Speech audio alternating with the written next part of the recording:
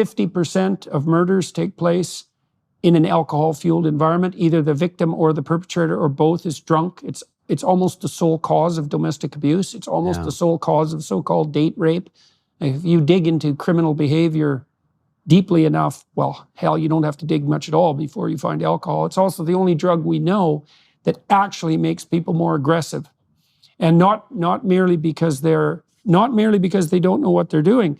We did experiments at McGill showing that if you took drunk people and put them in a competitive environment where they could be aggressive and had them keep track of their aggression so they were actually conscious of it, they became more aggressive even rather than less. So yeah, alcohol's bad news, and it can turn perfectly good people into quite the impulsive and dim-witted monsters.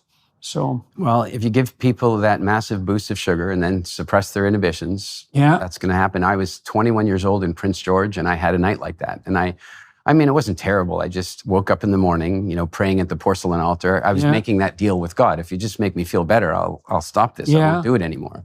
And then I didn't. I haven't had alcohol since. Oh, really? Since you were 21? I quit years. drinking when I was 27. Northern Albertan culture was pretty damn hard drinking culture, like most northern places.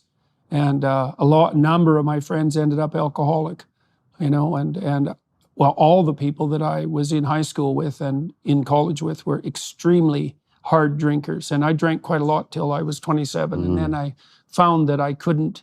Well, first of all, my life was taking a pretty professional turn. And second, I found that there was no bloody way I could write seriously and think seriously on an ongoing basis if I was hungover.